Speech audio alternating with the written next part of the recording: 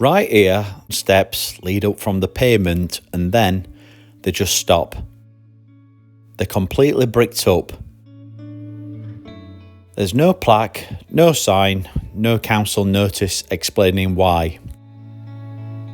Just solid walls of brick, sealed shut, like a secret someone didn't want getting out. Most people walk past this every single day and never think twice. It's just old Sheffield to them. But if you stop and look, you realise thousands of people used to walk up these steps. They led somewhere important.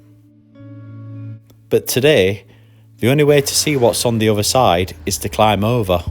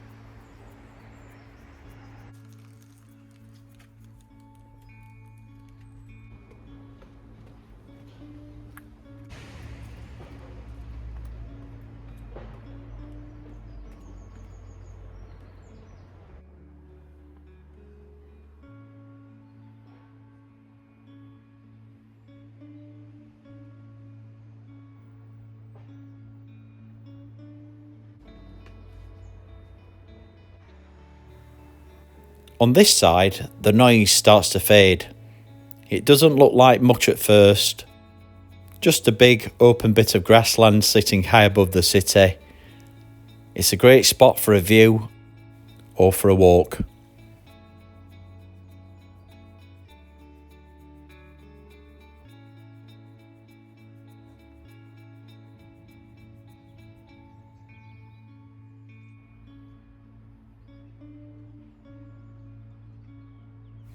But in 1832, this quiet hill was the most terrifying place in Sheffield, because this is where they brought the dead.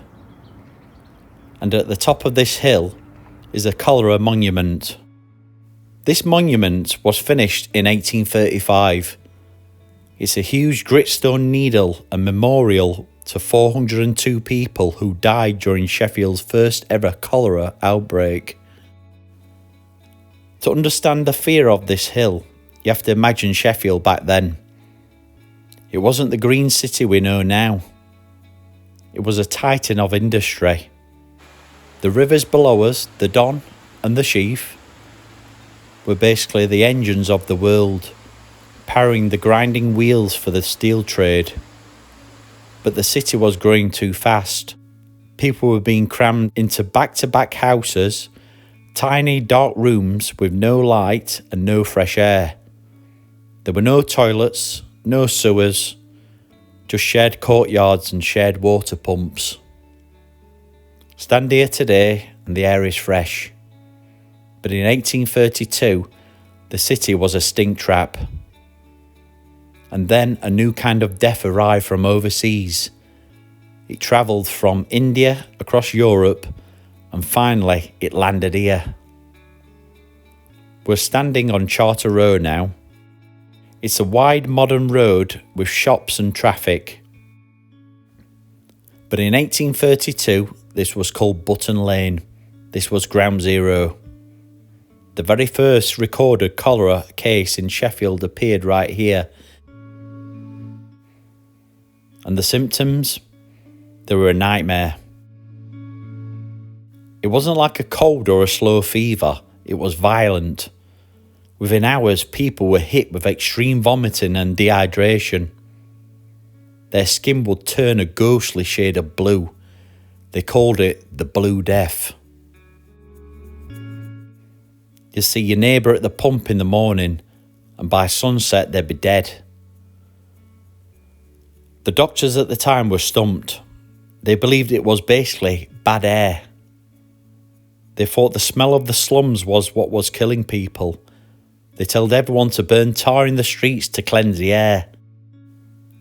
But while they were looking at the sky, the people of Button Lane were still drinking from the pumps. The killer wasn't in the air, it was in the water. The disease followed the water. The worst hit areas were the Wicker,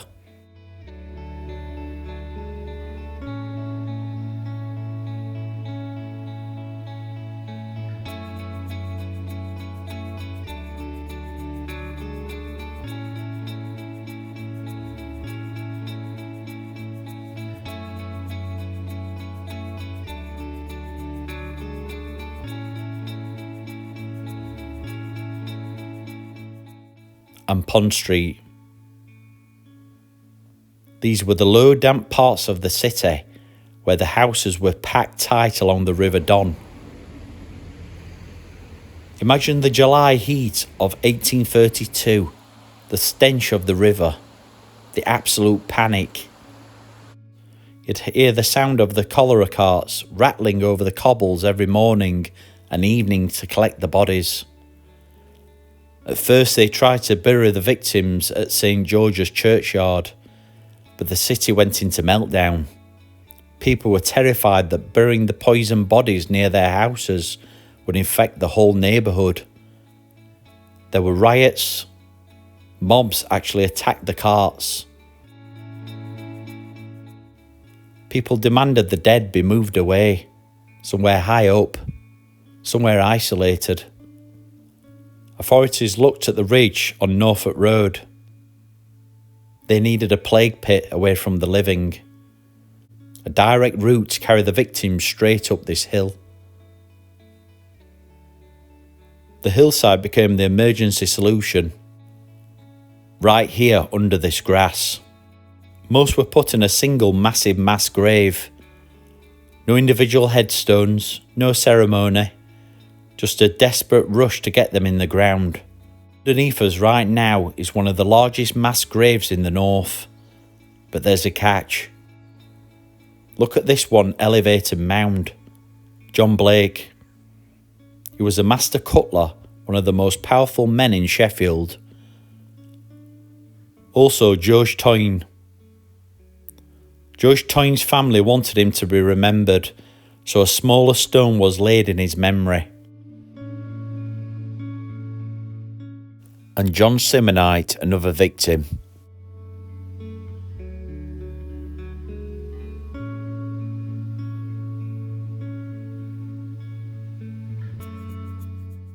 The rich men got a name and a marked grave, but surrounding them, 336 others remain unnamed.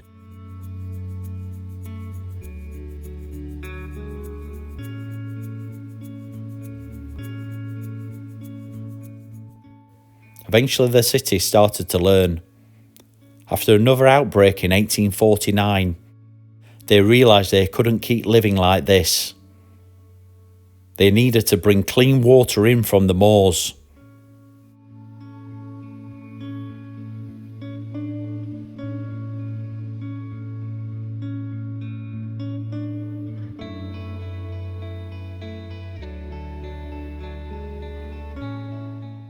They also built the sewers. Cholera was a horror story, but it's the reason Sheffield finally modernised.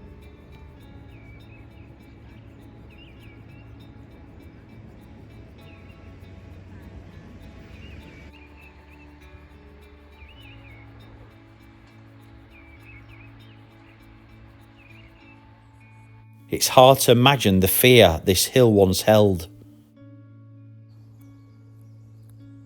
Right now it's quiet. You can hear the wind moving across the grass. People walking past without even realising what lies beneath their feet. It feels peaceful, almost ordinary. This was the place Sheffield turned to when it didn't know what else to do. The people who were brought here weren't numbers, and they weren't just victims of some distant historical event. They were ordinary residents of the city. Workers from the factories, families from the narrow streets. Children had barely begun their lives.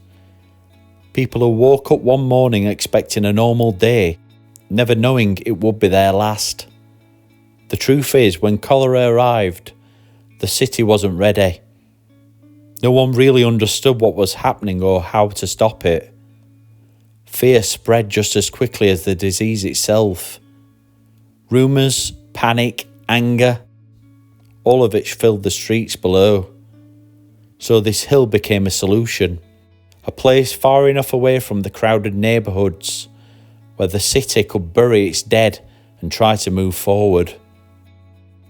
Overcrowded housing, filthy water, and streets without sanitation and weren't just unpleasant, they were deadly. And slowly, the city began to change. Clean water systems were built, sewers were constructed. The lessons learned from outbreaks like this one eventually shaped the modern city that exists today. In a strange way, the lives lost here helped protect the generations that followed. That's the quiet legacy of this place. And yet, if you walk through Sheffield today, you'd never know most of this happened. There's no loud reminder, no dramatic landmark visible from miles away, just this monument standing quietly on a hill.